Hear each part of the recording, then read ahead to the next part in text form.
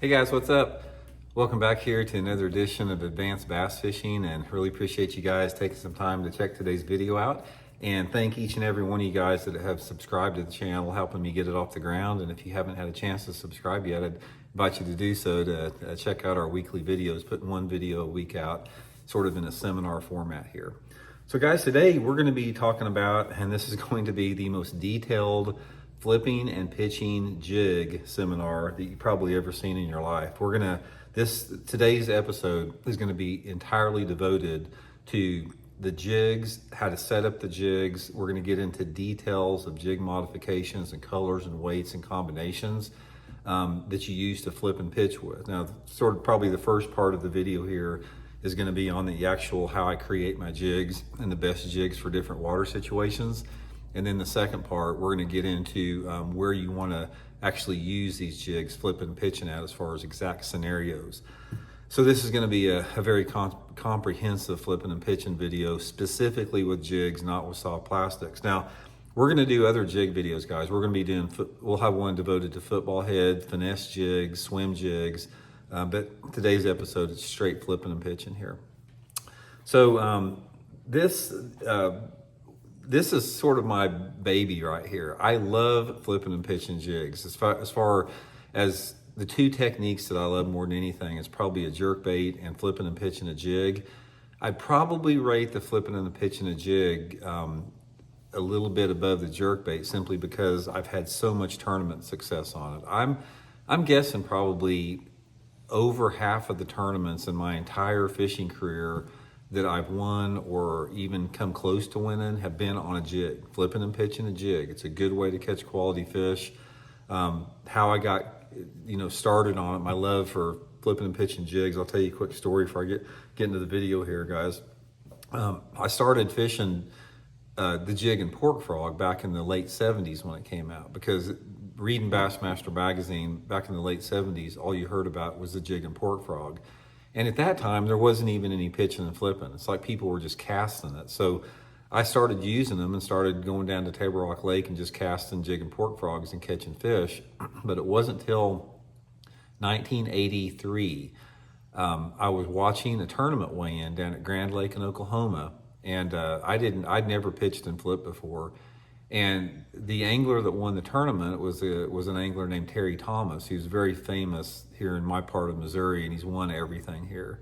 And he won the tournament with 27 pounds. And I'd been out fishing that day, and I caught like one 14-inch bass. So I just went up to him. I was young. I was 20 years old. And I go, do you mind asking me, how did you catch 27 pounds of bass? I just couldn't catch hardly anything today. And he goes, well, I caught him flipping a jig in the willows. And then he goes, I tell you what, he goes, he just, for whatever reason, he goes, there's a tournament tomorrow here. Why don't you fish it with me and I'll show you? So I said, yeah. So I went out and fished this tournament. I didn't even know Terry at all. Went out, fished with him in the tournament, and we won the tournament. We caught 28 pounds of fish. I caught one 2-pounder all day long. He caught everything else. Everything we caught was flipping a big black and blue jig with a pork frog on it with 30-pound line in the flooded willows. And I was hooked, guys. When I saw how many big fish he caught doing that, I said, I've got to learn this and I've got to master this technique. And that's what I did. I spent up until this day learning about it. So I'm going to share with you guys in this video everything that I've learned so far about flipping and pitching jigs. Okay, so first of all, guys, what we're going to get into here, I'm going to go through and I'm going to show you how to set up a jig. I'm going to show you about skirts, skirt colors, what I prefer as far as combinations goes, because there's a lot to it. Jig fishing is a very, very complicated technique in terms of variables. You have a lot of variables. You've got the jig size, you got the jig profile, you got the skirt material, you got the skirt color, you got the accent colors, you got the trailers, you got the trailer colors, the trailer profiles, the trailer accent colors. You've got the line that you use with it. There's a lot of different variables that you have to hit just perfectly to get on that right color that those bigger fish want. So we're going to get into that. So I'm sort of going to keep it basic here a little bit, guys. I'm going to show you my favorite jig setups, what I use probably 90% of the time. Now, there's other situations that I use different jigs. I'll make up some specific colors that I'll show you, but I want to get into the the meat and potatoes of it right off the bat here. So what we're going to do is, first of all, let's talk a little bit about jig size and in relationship to, what you need to know with that. The jig I'm going to talk about, guys, is this, and this may sound like an advertisement, but I stand behind it. I think it's the best flipping and pitching jig. This is the Block-It Old School jig that I designed for Baitworks, and I'll put the link in the description if you want to get some.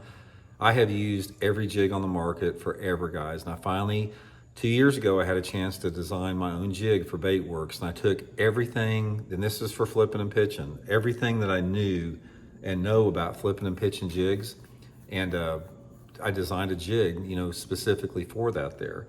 And I want to sort of go into this a little bit here about, the jig and why it is designed for flipping and pitching first. First of all, this is the Block-It Old School jig, and it's got the head design. I spent a lot of time on this head design because I wanted to get it where the jig stood up and where it came through rock and wood both good. So this jig head comes through rock and wood really good. Next, it's got a really nice weed guard in it that you can trim down to different lengths. We'll talk about that.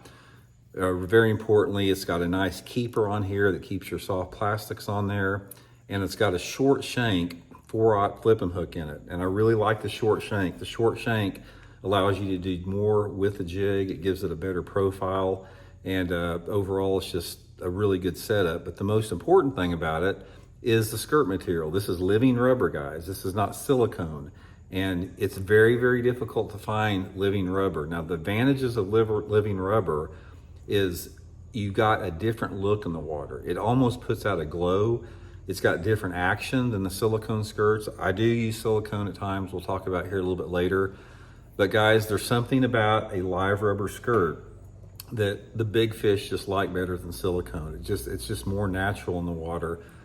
And it's very difficult to get, and it's very labor intensive. These jigs are tied with wire, hand tied with wire, and the material's hard to get, and it just takes a lot of time to tie them. But that's what I wanted when I designed the jig. So anyway, you've got 3 different sizes in this that we're going to talk about. The heaviest one is the 5/8 ounce size, and then we got a 3/8 and a 1/4 ounce. And each one of those sizes are critical as far as using them in different situations. Now, before I get into showing you how to tie it up here, let's talk a little bit about the jig weight that we're talking about. Jig weight is, it really has a lot to do as far as, it's a combination of being efficient with your lure and generating the strikes. Sometimes you want the efficiency, and sometimes the fall rate of the jig size makes a huge difference in, the fish you're going to catch or not.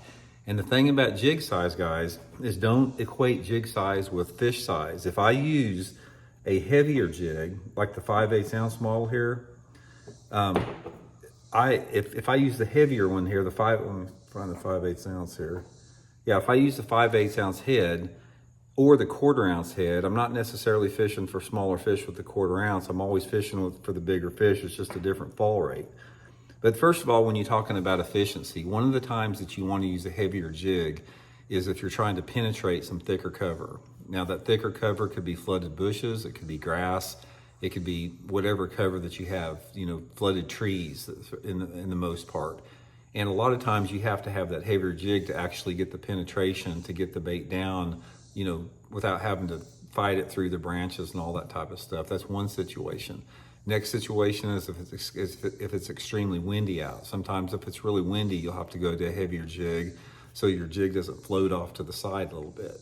Now, as your cover thickness gets a little bit thinner, say for example, you're not flipping flooded bushes or vegetation, say you're flipping boat docks or isolated stumps, then sometimes you can go down and weight, but not all the time. If you don't have the heavier cover and you're not concerned about penetration and you don't necessarily feel that the fall rate is that critical, then you can go to a little bit lighter size jig because sometimes it gives it a little bit more natural presentation.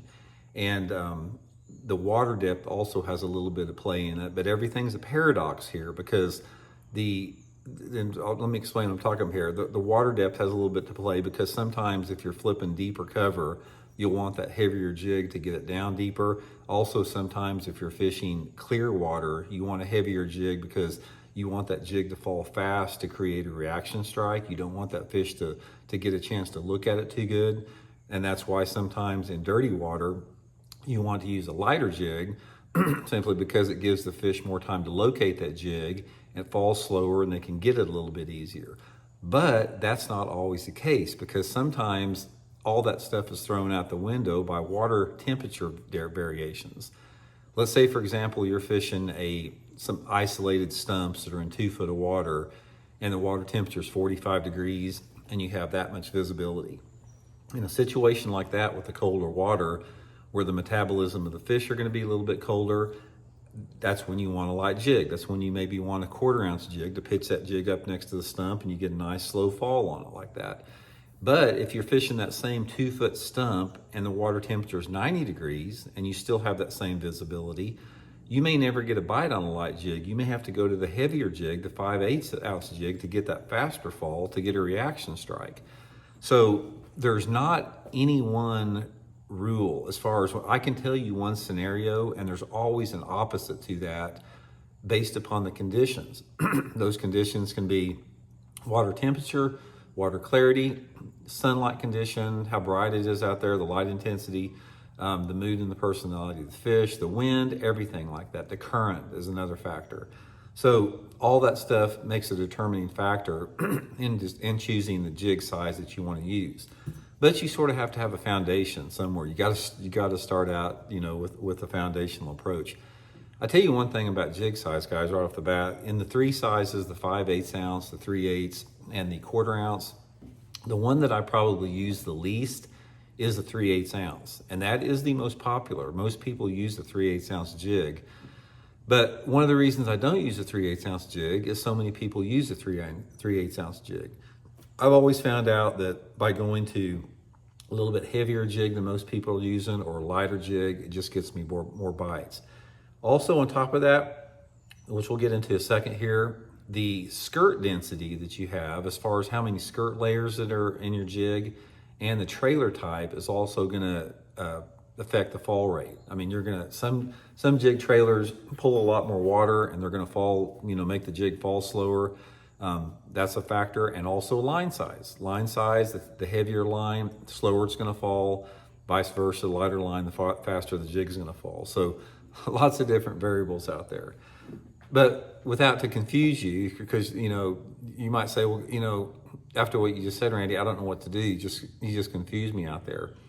The main thing with it, guys, is you have to experiment. You have to try it a little bit. You have to see if it feels good to you, if the jig looks like it's falling at the right rate, and more importantly, if you're getting bit or not. If you're getting some bites on it, and especially if you're getting some good bites, that's sort of, you're in the right direction. But if you're not getting bit and you feel that the fish, really want a jig, then you change up a little bit. Let me give you one example here, guys, what I'm talking about.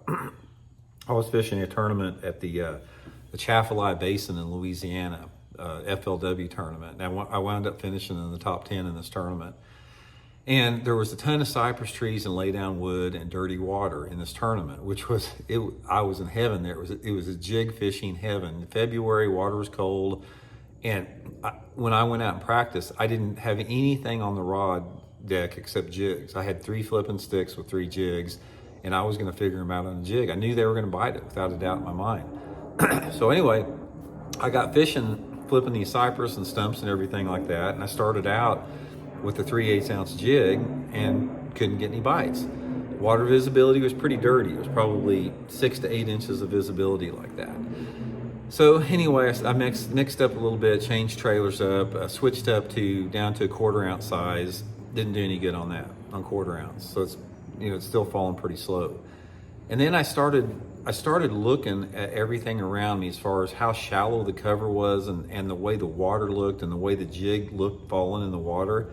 And I go, they even want a lighter jig. So guys, what I did is I took let me find the 1/4 ounce here. I took a 1/4 ounce jig here, and I took a file, and I filed off half of the head on it to make it down what I thought it was maybe 1/8 of an ounce. So I still had a full-size jig with a big salty chunk trailer on it, but the head just had a tiny little bit of lead on it. And when this thing fell in the water, You pitch it out by that cypress tree and it just fell like this, super slow like that.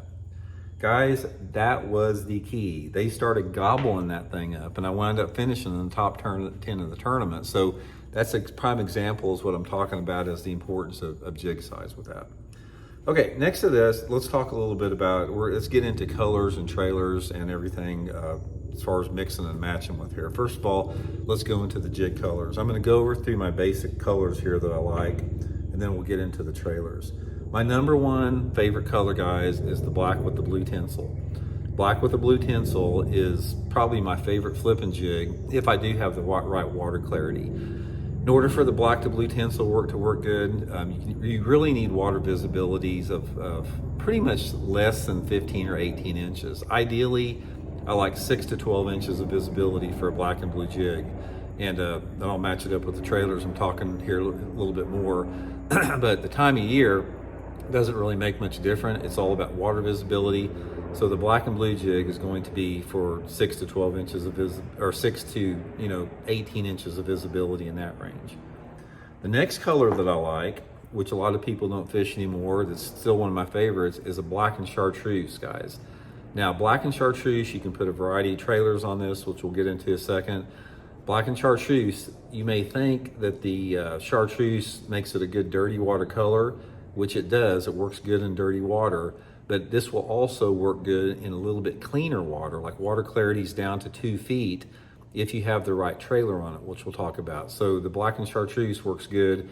Similar visibilities as the black and blue, with the exception is I like them on cloudy days. Black and blue jig will catch them on all different conditions, cloudy, sunny, whatever, but I like clouds or rain. A little bit about that chartreuse really triggers them under those low light conditions. Okay, the next one, guys, is a brown jig. Brown is one of my favorite colors when you're dealing with water clarities of over about 2.5 feet. I use it down to water clarities that are about maybe 4 foot in visibility. So when I got that little bit cleaner water, that 2 to 4 foot zone, brown jig is one of my favorite colors to use. You can match a lot of different trailers up to this, which we'll get into, and you can also incorporate dyes into the trailers I use with this. This is a little bit cleaner watercolor. And the next one is a brown with some orange on it. Now, brown and orange is very similar to like black and chartreuse, and the term of this accent color is really critical. The brown and orange, guys, is gonna be one of your top colors in the pre-spawn and during the fall both, when the water temperatures are in their 50s. So if you're fishing like in February or March or early April and your water temperatures are in their 50s and you've got water visibility, again, sort of in that 1.5 to 3 foot range, maybe 4 foot range, and the same again in the fall, if you got water temperatures, say in late October, November, early December, into the 50s, guys, black or brown with orange on it is a killer color. And then the next one we're going to talk about is I'm going to actually tie this jig out of silicone. This is the silicone exception that I'm talking about. All the ones I talked about before were living rubber, but I'm going to show you about the silicone exception. Before I get into that, guys, I want to give you a piece of advice here. One of the biggest pieces of advice I can give you as a jig angler is learn to tie your own silicone skirts. This is my silicone skirt box here. You can see how thick it is, full of skirt material. I've also got my spinnerbait skirt material in there. But guys, I have every shade of like a green pumpkin or the little bit more natural colors in there. Peanut butter and jelly, green pumpkin, green watermelon, green pumpkin with different flakes. The only time that I do use silicone is in clear water situations. If I'm fishing water visibilities that are specifically over 4 foot, is I will use a silicone jig in that silicone skirt in that situation. And I'll show you the trailers as we get here a little bit more.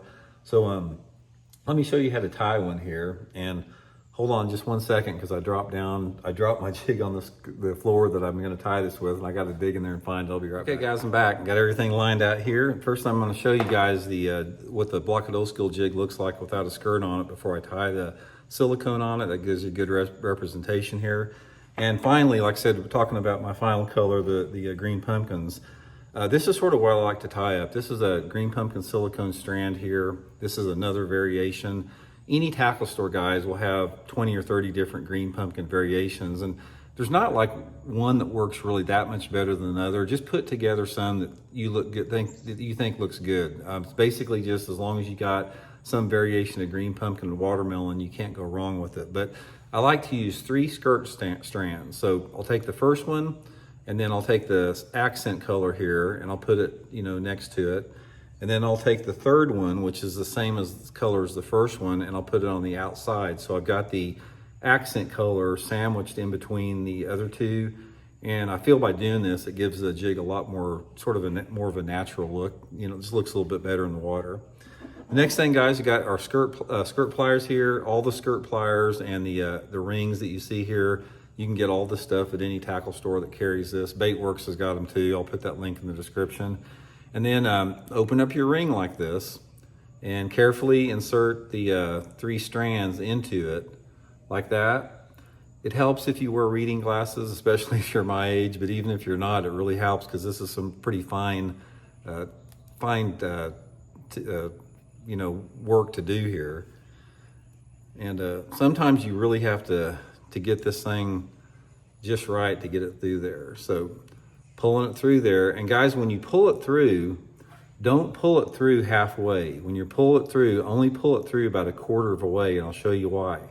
So I've got it 1/4 through there. I'm gonna take it off. So it's gonna look like this. Now, the next thing you do is you want to trim off your ends with it to flare them out.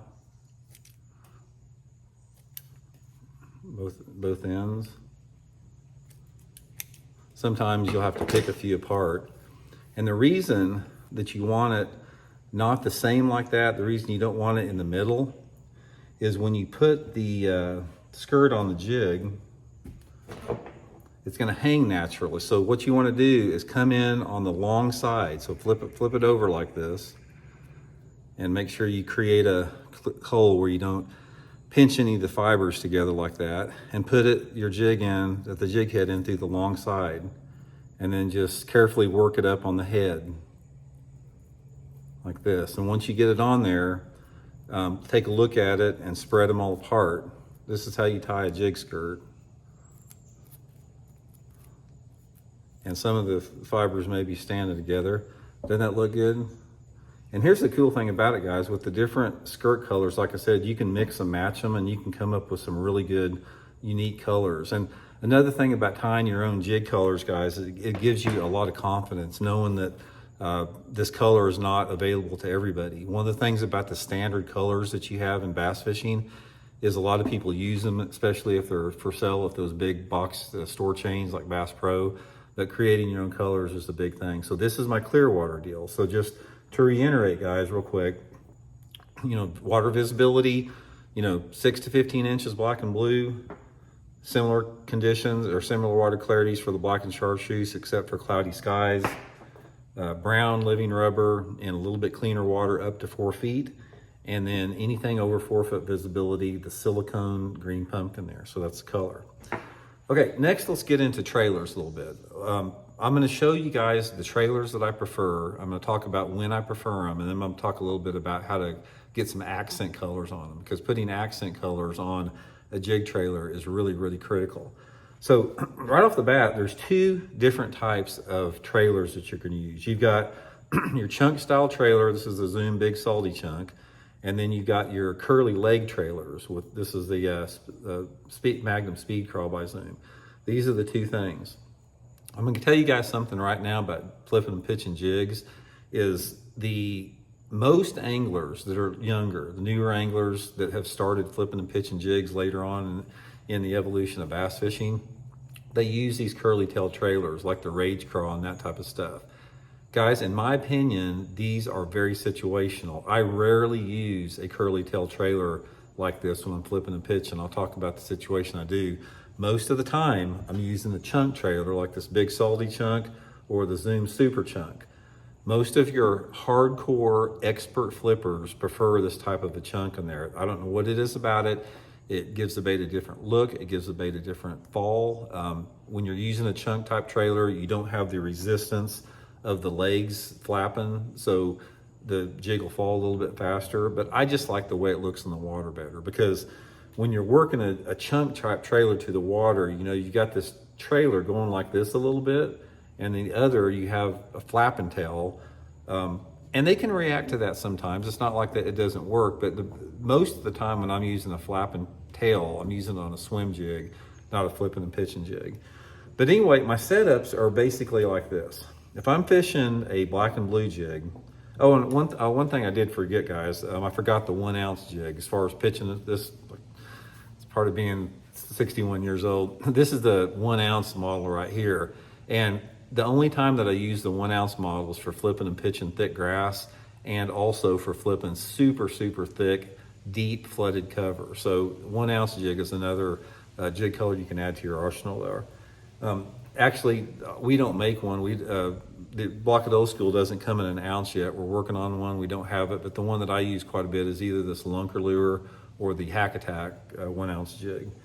So anyway, here's the trailers I like to use, how I like to set them up. With my black and blue jigs, there's basically 2 different colors I use. I'll use the blue sapphire super chunk on it like that, or I'll use the big salty chunk with it like that, or I'll use the super chunk, which is a little bit different variation in the flippin' blue. The difference between these two is one has flake in it and one doesn't. I use the flippin' blue without the flake if that water visibility is more towards that 2 foot clarity, 1.5 or 2 foot. And if the water is on the lower edge of the water visibility spectrum, like 12 inches visibility, I'll use the flake. The flake gives it a little bit more flash, but both of these are important. There's a big difference I've noticed sometimes the fish hitting them. And then the other one, guys, will be the like a solid black or the black with blue flake like this. Now this right here is my dirty water color. The only time that I'm flipping a black trailer like this with the black jig is if water visibilities are sort of like less than 12 inches, 4 inches visibility down to 10 or 12 inches visibility. You want that darker trailer to silhouette in that dark water. It works really good with that. Now, I'm going to show you different colors with I'm going to show you different jig colors with different trailer colors, and we're going to talk a little bit about this specific trailer, but that's for black and blue. For the black and chartreuse, guys, 3 different ones on this.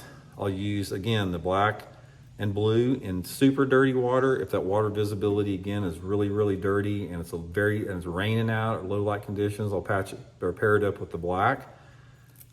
If I'm flipping flooded bushes, and if the water is sort of in that 12 to 15 inch clarity range, I'll put the black and chartreuse with the blue on it. This is actually what my mentor, Terry Thomas, calls his big fish color right here. That will get you a big bite. But one of my favorite colors, guys, to use with the black and chartreuse jig that doesn't get used very much is a green pumpkin. Green pumpkin really works good when that water clarity is on the upper end, sort of like, again, more in that 1.5 to 2 foot zone. I've caught a ton of fish on this combination right here. Matter of fact, my first Bassmaster tournament, Bugs Island, Virginia, I won on this combination right here, the black and chartreuse with a green chunk on it like that. So those are the color variations, black and chartreuse. Now with brown, guys, I'm going to show you the brown variations with some dyes because I do use dyes quite a bit. The only color that I use with a brown jig is some type of a green pumpkin or watermelon, because this is sort of what I'm looking for a natural color. But I do use a lot of different type of dyes that we'll get into. And with the, finally, with the, or not next, finally, 2 more, with the black, with the brown, with the orange on it, I like not only the green pumpkin here, like that with the brown and orange, that's really a good looking tidbit there. But at times, if that water visibility is a little bit off colored for a brown jig, say if that water visibility is more towards 1.5 or 2 foot, I like the brown and orange with the blue trailer. Guys, I've caught a bunch of fish on this. I almost won the Bassmaster tournament down at Lake Martin in Alabama on this color. I was leading it for 2 days on this exact color right here. So that's the color setup on that. And then finally, on the green pumpkin here, you always want to use the matching green pumpkin or some type of a watermelon trailer. And we'll get into the dye colorations here in a second. This setup here is going to be your clear watercolor because it really blends in really nice with that. Okay, Now, one other trailer I want to talk about here before we get into this is a pork frog. Guys, here is a old style pork frog right here. I still use pork frogs at times, especially if times I like pork frog, guys, are like if I'm flipping flooded bushes early in the year when the water's cold, or sometimes if I'm flipping lay down logs in the middle of summer. But the drawback of pork is this right here. See how stiff this thing is? If you're gonna use pork, here's a little tip about pork. You're gonna have to spend a lot of time pounding this thing out. So pork will curl up and dry up like this. So all you have to do is take a hammer or take the back end of a knife and just tenderize this thing like crazy. Just beat the heck out of it and get it where it's limber a little bit. And once you get it limber, you can use it. But that's the big drawback of pork, although pork can be super highly productive at times. Okay, guys, let's get into colorations here. Now, this is one of the most important aspects of setting your jig up, because when you can color a jig, you can create different variations that nobody has ever seen before, and more importantly, you can match the jig color precisely to the water clarity and the sky intensity, the light intensity, that changes throughout the day. I mean, the way that the water looks at 9 o'clock in the morning is completely different than the way it looks like at 2 o'clock in the afternoon. So I'm gonna go through here and I'm gonna show you guys how exactly I like to color my, variations of plastic. First of all, when you're talking about a black and blue like this, the only color that will hold dye on it is a black dye. I gotta get something I'm gonna make a mess here. I'm gonna have to get some paper towels here, but the only dye that I use with black or blue or anything like that is a black dye, because you can't use like a green pumpkin or a chartreuse against a black piece of plastic. It just turns it sort of into a baby poop green or something like that. So I'm going to show you what one of my favorite things to do with the black is. Now this is black dye here. Again, you can get this dye about any tackle store. Again, Baitworks guys in Springfield, you guys know I'm working with them. If you guys want to order any of this stuff, I'll put the Baitworks link in the description and you can scroll through that. But let me show you the difference here, guys, what it looks like, or some colors that you can create that you couldn't create normally. Now here's the black super, or just the blue, flipping blue super chunk. You can take the black dye, and what I like to do sometimes is I dye about half of it black, like this. After you dye it, make sure that you lay it on some paper towel to get all over it. But this coloration here, guys, when you put the black and blue on there, that creates a color that a lot of times you can't buy. Like you can't buy a Zoom trailer this color. And this sometimes I'll create this color right here with the black and blue on it. Can really work pretty good there. This is the only time that I color a black or blue trailer. The rest of the time it's going to be green pumpkins with different trailers. So we'll put that up here. There is actually one other thing I'm going to use the black here for a second. So the first one, guys, let's talk a little bit about the types of dyes here. You got the spray dye here, and the advantage with the spray dye is, let me get you guys one out, I'll show you. I got so much going on here that it's hard to have. I only have so much room on my table to work with it. But here's the advantage of spray dye, guys. When you're using spray dye, you can blend it in a little bit better. So say I want to take the Zoom Super Chunk and I want to dye the bottom chartreuse. You can control it with how much or how light that you want it like that. So that's the spray dye with it. See how that looks? Now let me I'm going to take the same trailer and I'm going to dip it straight in some, this is the dipping dye that most people use. I'm going to show you the difference with it. This information right here that I'm giving you guys, this is the subtle information that the Advanced Bass Fishing channels is meant to be. This is stuff you don't see everywhere. But if you dye the bottom of this thing chartreuse, I'm going to show you the difference now. Look at the difference in the two there, as far as the blend of it and how pronounced it is. I don't know if you can see that real good, but see, this is a little bit more of a subtle chartreuse, and this is a lot more pronounced chartreuse on there. And at times, this makes a huge difference, because say, for example, you're in a situation where you feel like your jig needs a little bit of color, but you don't want too much color, you can use the spray dye to control how much chartreuse you have on it. And then if you want something where you definitely need to stick out, say the water's dirty or it's low light, then you can dip it. So there's a time and place for both one of those scenarios there. But I'll show you how it makes it look quite a bit different here. Oh, and one other thing, guys, I forgot to tell you on a second ago, as far as setting these up. Let's go into this real quick, then I'll get into the look on it.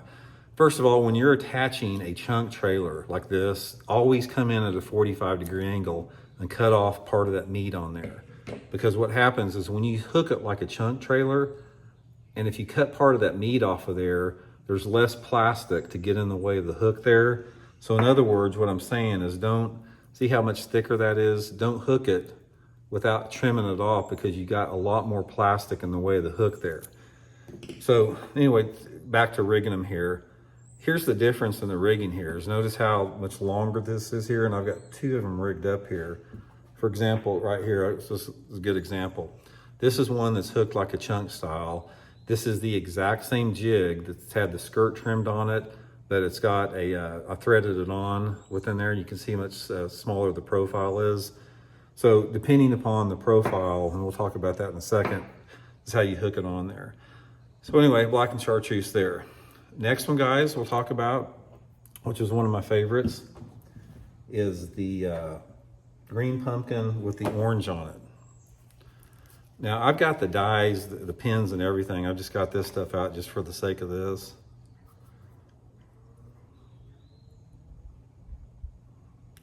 But there's with the orange. That's a really good color right there in the pre-spawn or in the fall. Sort of see how this thing looks in here real quick.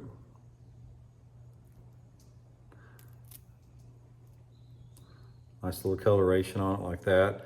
Also, guys, if you, one of the things as far as coloring these jigs up, a lot of people say, well, yeah, I need to match the hatch. I need to, make my crawdads or make my jigs the same color as the crawdads in the lake. That doesn't work, guys. I have turned over so many rocks and I've caught so many crawdads, and I tried to duplicate the colors exactly. It doesn't work. More importantly, what you want to remember when you're trying to add color, secondary color to a jig, let your water clarity dictate. Because what you're looking for, I don't care if you're using a chartreuse or orange or anything like that, what you're looking for, I did the other one, but what you're looking for is you want your jig to stand in or stand out just a little bit, but at the same time, you want it to blend in just a little bit. So that's the variation as far as the color. And what I'm talking about, how you do that, is the amount of dye that you put has a lot to do with allowing this to stand out or blend in. Now, let me show you one other variation here that you can do with a marking pen. You can be really precise with a marking pen.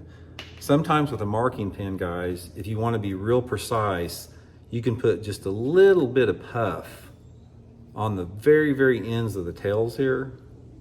Now, if the water visibility is a little bit on the clean side, this is one of my favorite things I like to do. So see how that is? You just got a little bit standing out versus this right here. So the point of what I'm trying to say here, guys, is when you're using dye, just don't dip your chunk into the dye bottle and call it good. There's a lot to be thought out, and there's a lot to be considered when you decide how much dye that you want on there or the intensity of that dye.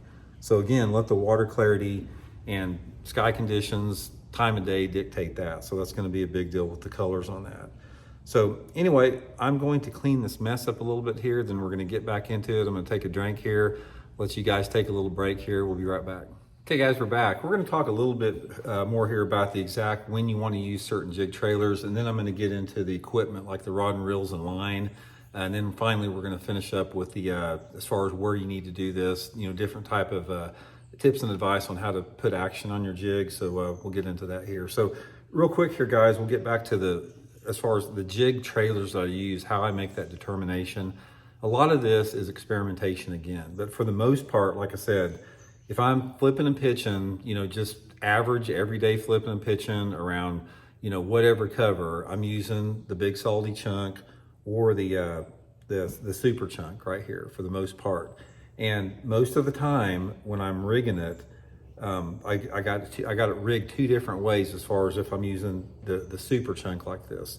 If you're fishing the big salty chunk, you always hook it on like a frog. But the two different ways that you hook the super chunk on is either threading it or hanging it off the end. If I'm fishing super heavy cover and the water's a little bit deeper, I hang it off the end like that. But if I'm fishing, say for example, you're around docks or, areas that aren't that thick, that's when I'm usually hooking it on like a chunk. I want a little bit more a compact profile. And also with that, guys, is if I'm fishing a jig on the cleaner end of the spectrum, say for example, that water visibility is like 4 feet, I'll go down to the smaller chunk, like the Zoom Super Chunk Junior. And here's the difference between the two that you can see. There's quite a bit of difference on the size. But here's the difference in how they look here, both hooked on. This is the Super Chunk Junior. This is the regular Super Chunk. So just a little bit more finessey looking. And also, if you have a lake that's got a lot of spotted bass in it, sometimes they like that little bit smaller jig trailer, even on the flipping jig with that, it works pretty good. Now, as far as the curly tail versus the frog, like we're talking about, the non-curly tail, probably 95% of the time, at least, maybe 98% of the time, again, I'm using the chunk trailer. The only time that I really like the curly tail trailer is if I'm fishing the big heavy jig. I'm fishing the big heavy 1 ounce jig. Say for example, I'm flipping or pitching it in reeds, that type of stuff. Sometimes I like the curly tail, but for the most part, I do like a chunk trailer all the time with that. Now the equipment with it, guys, let's talk a little bit about your rod and reel setup first of all. The rod that I use is this Megabass Alkalies flipping stick. 7 foot, I think it's 7.5 foot long, medium heavy action, just a good feeling flipping stick. One of the things about a flipping stick, guys, is you don't want something that's a complete broomstick. You need to have something that's got a little bit of tip in there, because if you've got something that's like super, super stiff, a lot of times when you set the hook on that fish, you'll tear the fish, the thin part of the fish open, of the mouth. So you don't want a flipping stick that's got just like a no bend whatsoever in it. And you don't want it whippy. You just want a medium heavy action is really good. But this Megabass Alkalies has been the one that I have definitely liked the best. 7-to-1 retrieve ratio reel, flipping, you definitely want a faster reel. You can go 7-to-1 or even faster. You're not really concerned about, cranking power or cranking speed. And then coupled up with that, depending upon the scenario, I'm using anywhere between 17 to 25 pound test Seaguar InvizX fluorocarbon. This is my favorite flipping line. It lays on the reel good. It's super strong, low diameter. And the pound test is really dictated by two things. It's dictated by how heavy cover I'm fishing, and it's dictated by the rate of fall that I want the jig. So let's say, for example, if the water's cold and the water's dirty, even if I'm flipping to a clean target like a boat pier, I may use 25 pound test line because I want that jig to slow down a little bit. But if I'm flipping, say, flooded bushes or something in really, really clear water, and I want the speed of that jig to be pretty fast, in those conditions there, I may go down to like 17 pound test line simply to get that jig to fall a little bit quicker. Now, the only time that I'd use braided line is when I'm fishing either super, super thick flooded cover, like mesquite bushes that have, thorns all over them, or flipping grass like mats, like matted hyacinths, that type of stuff. And then I'm using 50 pound test Seaguar Smackdown. A lot of guys use 65. I don't like to use 65. I just feel that is like rope in the water. So 50 pound test braided line when I'm flipping those big heavy jigs into the thicker mats or thick flooded cover. Now, one of the things that you need to do, guys, is when you're flipping, I'm going to show you guys a knot that you need to tie on your jigs better than anything. You never want to tie a Palomar knot on a jig because you'll break the line on it. You want to tie the double uni knot. Now, I've showed this on my channel on the Tooth of Angling before. I always get something, some guy says, Randy, that's not a double uni knot, that's a blah, blah, blah knot, whatever. Aaron Martins showed me this knot and he called it a double uni. But anyway, how you tie it, and the reason this is such a good knot is it absorbs the shock of setting the hook at a close distance. Just come through, the same eye twice. This is easy knot to tie once you get used to it. Or you got it like that, just hanging free like that. The next thing you do is put both ends of the line, as you can see there, in one finger. And then you want to take this loop here and you're going to wrap it around this 5 or 6 times, like this. 3 to 6 times, something like that. And see the little loop at the top there? I'm going to take the loop that's in my finger and I'm going to run it through that loop, and that's all there is to it. Run it through that loop and then pull it tight. And then you're going to have, the tag end here, this tag end, 3 tag ends. It's going to look like that. That is the best knot to tie for flipping right there. That's the maximum shock absorption. So that's the setup with that. Okay, so there we go, guys. That covers a lot of the stuff with the jig setup. Now we're going to get into, I'm going to take a quick drink and we're going to get into the technique as far as how to work the jig and also areas to look for, when you're flipping and pitching. So we'll be right back. Okay guys, we're back. We're going to show you guys how to work the jig, how to manipulate it to get the most strikes on. And one of the things I hear from a lot of people out there, guys, that don't fish jigs much, is they say that they can't catch many fish on jigs versus like a worm or a creature bait or something. Guys, there's no difference. You work a jig or a worm or creature bait the same way, and the bite feels the same way. There's no different, and you set the hook the same way. So don't let that intimidate you. But there are some keys to the way that I like to work a jig at times, especially when I'm pitching and flipping it versus like just casting it, that we're going to go into. So first of all, guys, when you make your flip and you make your pitch out there, also one of the things piece of advice I'll give you guys here is learn to flip and pitch with both hands. Like learn to be able to make a pitch like that, and then learn to reel it in, and then do the same thing with your left hand. If you learn to become ambidextrous, you can go, oh, there's a stump right there on the right side of the boat. And then while you're working it, you look over here and you see a stump off to the left, and you just go like that off to the left without even changing your reel hand. So learn to flip left, right-handed, and right hand. It's easy to do, just practice it. But anyway, when you're working the jig, the main thing about when you're pitching and flipping the jig is what my mentor Terry told me about the big fish hop. When you're working that jig, you pitch it in the water there, and you always keep your rod tip high. Let the jig fall on the slack line. You do not want that jig falling at a 45-degree angle from the line tension you put on there. So let it fall on a slack line. As soon as it hits the bottom, you want to snap it pretty hard like that. See how far I'm moving it like that? When you move that rod tip like that, you're moving that jig 6 inches to maybe 15 inches off the bottom. You don't want to throw that jig out there in your cover and just like work it around just like that, like you're trying to worm or something like that. Hop that jig off the bottom. And what this does with the bulk of the jig, it creates a reaction strike. That larger, bulkier bait, that the jig attracts a larger fish. When you snap it and pop it, especially a lot of times if you're using a heavier jig, the speed of that fall and the speed of that pop will trigger that bigger fish to hit. It's called the big fish hop. So what I'll do is I'll pitch it out there, let it fall on free line, on slack line, and I'll start popping it back to the boat. Pop it like that. Now I do this if I'm fishing clean cover like stumps or docks or whatever, but I also do it if the bait is over something. Let's say, for example, I'm flipping into a flooded bush or lay down tree and my jig is over something, or it's going up and down like that, yo-yoing over a limb.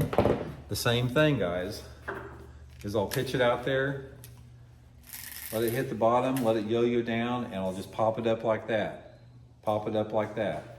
But if I'm yo-yoing it over like that and I don't get a bite, what I do next is once it hits the bottom, after I do that for 4 or 5 times, that's when I'll let it go to the bottom and I'll just try to vibrate it on the bottom. Vibrate it right over that limb, and sometimes that'll get them to hit it. And finally, if you have your jig over a limb or something like that, don't just reel it out of the water a lot of times to make it another pitch. Reel it up to where the jig, again, this is stuff that you're not going to hear anywhere else. Reel it up to about that far over the limb, and pop it against the limb like that. And you'll be able to see your jig. I can't tell you how many times, guys, I've had a big one come up and grab it in slow motion off the top of the water like that. Finished top 10 in the FLW at the Kentucky Lake Den that one time. So those are my main techniques for working the jig. And finally, when you get a bite on a jig, you don't ever want to slackline it. I don't care what anyone tells you, do not slackline a jig. Because you will lose them. I mean, I can promise you will.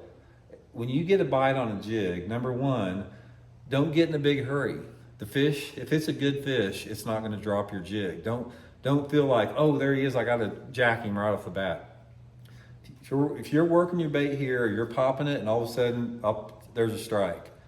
Reel down, get your line tight, and while your line is tight, pull back and reel at the same time. Don't jerk hard, just pull back like this and start reeling, and keep reeling fast to the boat. Don't stop until the fish changes direction. If you got 25-pound test line and you hook a 6 or 7 pound bass, set the hook on that thing and reel it to the boat fast, and don't stop reeling until it starts to turn direction. And as soon as it turns direction, guys, push your thumb bar like that, because that fish is getting ready to make a run.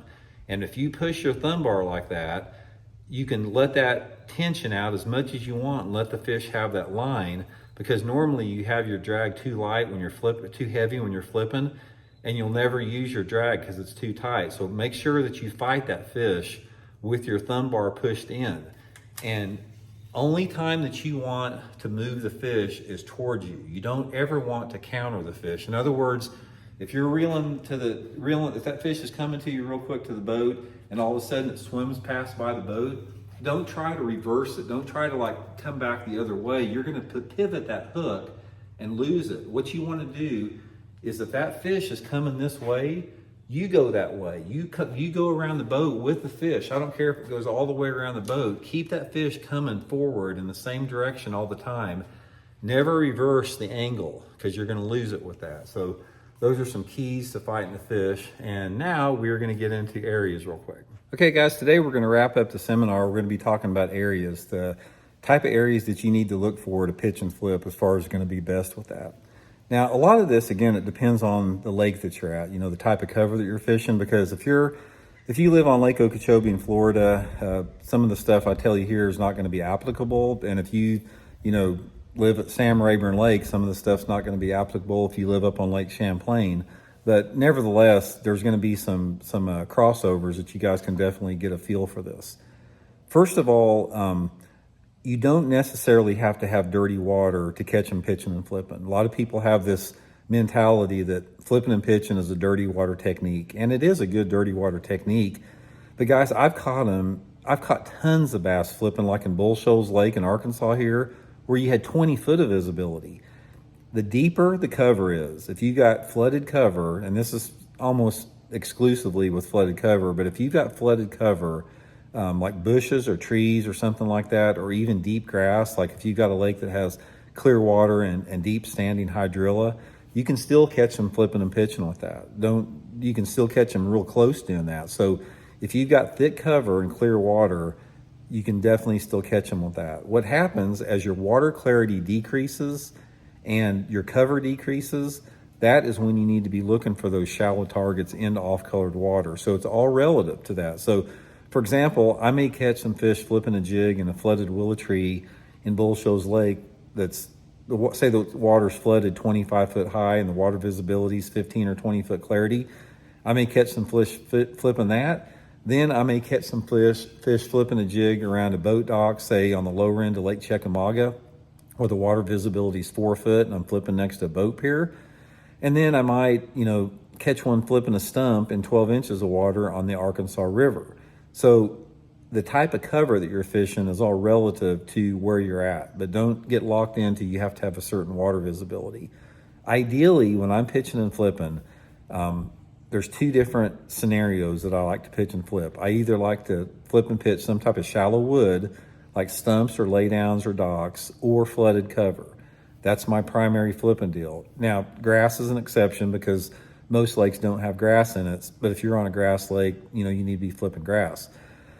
So I'm looking for that wood cover, flooded cover like that. And what I'm looking for in those areas is I'm looking for enough cover to support a larger population of fish. Now, I'm not looking, say for example, I go back in a creek and there's it's rocky banks everywhere, and there may be one or two boat docks in there, and I might see 2 or 3 laydowns scattered here and there. Yeah, I may pluck out a fish or two off of some of the isolated cover, but when I'm flipping and pitching, I want an area that I can put that trolling motor down and really work and break that structure down slow. So I'm looking for an area that has a lot of cover in it, a lot of laydowns, a lot of stumps, lots of rows of boat docks, lots of flooded bushes, something like that. Those are your areas that are going to hold your bigger concentrations of fish, for sure.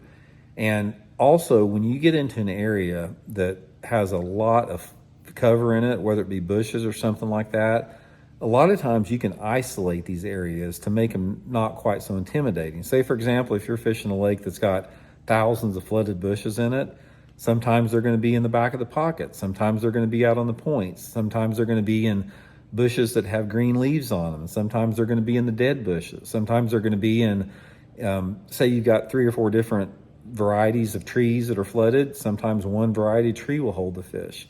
You really have to pay attention to that pattern within the pattern, because a lot of times if you're flipping cover, there's specific things about pieces of cover that will hold a fish.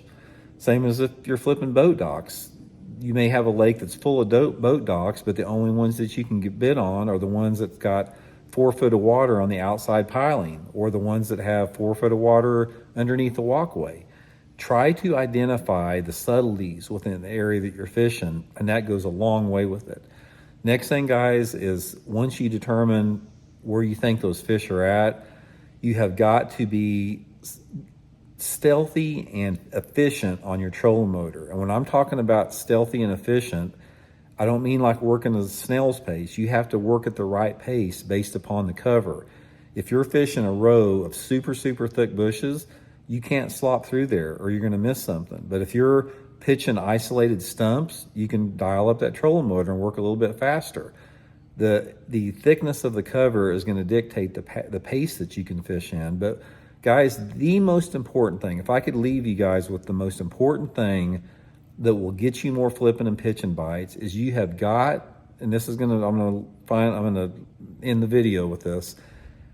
The most important thing to remember with that is when you're approaching cover, I don't care what your cover is, if it's grass, if it's docks, if it's bushes, if it's stumps, whatever, you have got to learn to operate your trolling motor where you glide into that cover at the right distance and the right speed to make your initial presentation. And what I mean by this is, let's say, for example, you see a laydown tree in the water. When you see that laydown tree, you've got to approach it to where when you make your initial flip or your pitch into there, you're not too close to the cover and you're not too far away. You want to be the perfect distance away. And at the same time, you don't want to come into that piece of cover too slow, and you don't want to blow past it. You don't want to come too fast to it. So you got to drift into that cover where you slowly come into that piece of cover and you almost stop. And then at that time, you're at the perfect distance to make your presentation to that piece of cover. If you can master that, guys, and a lot of this is determined current and the wind that you have, wind direction and current plays a big role in that.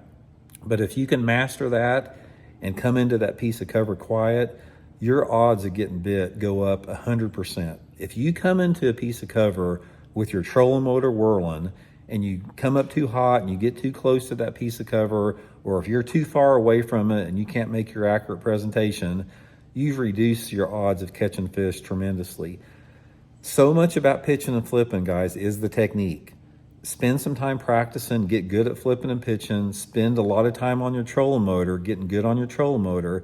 And if you become an expert flipper and pitcher and you're an expert with your trolling motor, you're going to be a good flipper and pitcher, because that's one of the things I did, guys. I won the Bass Pro Shop National Casting Contest 1 year. The year before that, they had it 2 years. I finished first and second in the casting competition against all the top pros in the world. And I had to do that. I knew that if I was going to be good at flipping and pitching, and catching bass at it, I had to be an expert caster. So you can do the same thing, just practice with it. So anyway, guys, I hope you enjoyed the seminar. Feel free to shoot me comments here. If you guys would like to leave some comments in the video, I'd be happy to try to answer as many of them as I can. And again, I'll put all the links in the description of this video. If you guys would like to help support the channel by using those links, that's a good way to do it. And we'll be back next week with another one. See you guys.